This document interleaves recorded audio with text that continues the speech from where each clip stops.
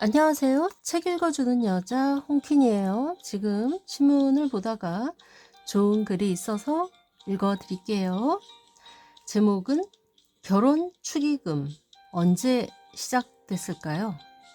그러게요. 언제 시작됐을까요? 궁금하시죠?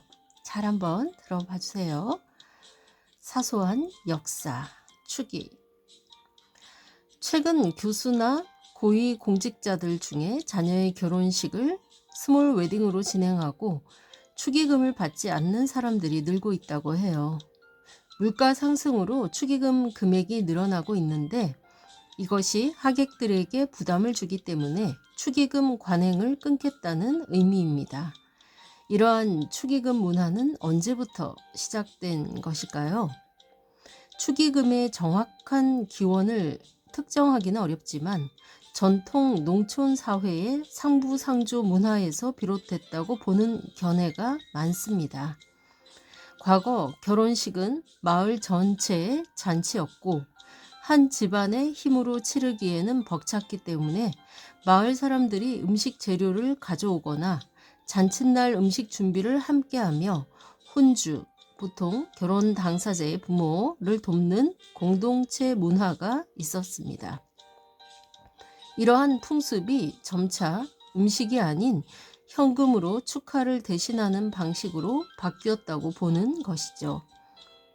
현금으로 주고받는 축의 문화는 대체로 개항기와 일제강점기를 거치면서 등장한 것으로 보고 있어요. 산업화와 도시화가 진행되면서 예전처럼 이웃 간 품앗이 방식이 점차 어려워지자 대신 돈을 내는 풍습이 생긴 것이죠. 하지만 조선시대에도 지금과 유사한 축의금 개념이 존재했음을 보여주는 몇 가지 기록이 있습니다. 대표적으로 율곡이이가 남긴 율곡전서에는 해주향약이라는 규약이 실려 있습니다. 향약이란 지역 주민들이 지켜야 하는 유교 윤리예요. 해주향약에서는 과거 급제, 성인식, 승진, 결혼 등 경사가 있을 때 축하 선물의 종류와 양을 규정하고 있습니다. 결혼의 경우 무명 세필과 쌀 5마를 선물하도록 되어 있지요. 현대인의 관점에서는 이 역시 돈이 아닌 현물과 음식 재료를 제공한 것으로 보이겠지만 당시 조선은 화폐 경제가 발달하지 않았던 사회였다는 것을 고려해야 해요. 조선 초기엔 태종과 세종이 화폐 유통을 시도했으나 화폐에 대한 신뢰도 문제 등으로 인해 실패했고 이후 숙종 때에 상평 통보가 전국에 유통되기 전까지 조선에선 면포나 곡식을 화폐처럼 이용했어요.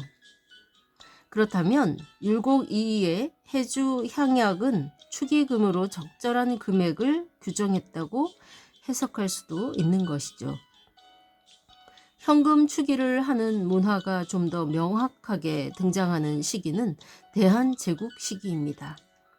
이때 공인, 즉 관청에 필요한 물자를 조달하는 사람, 공인이었던 직유식이 남긴 하제일기를 통해 당시 축의금 문화를 살펴볼 수 있습니다. 이는 1891년부터 1911년까지 직유식이 작성한 일기입니다. 기록을 살펴보면 대체로 10냥에서 20냥 정도의 금액을 축의금으로 냈고 친밀한 관계일 경우 50냥까지도 내는 경우가 있었다고 합니다. 직유식은 양반이 아닌 평민이었는데 도시에 거주하는 평민들도 현금으로 축의금을 내는 문화가 정착된 것을 알 수 있죠. 물론 당시에도 현금 대신 떡, 국수, 술 등의 음식이나 백지, 초 등 현물을 제공하는 경우도 여전히 남아 있었습니다. 농촌 사회에서는 20세기 중반까지도 현금 대신 곡식이나 음식을 부조 형태로 내는 풍습이 유지됐다고 해요. 네, 그렇군요. 이상입니다. 이 글은 서울 용동고 역사 교사인 김현철 님이 썼습니다. 네, 유익한 글이었죠. 지금까지 책이든 신문이든 좋은 글을 발견하면 마구마구 읽어주는 홍킨이었습니다. 감사합니다.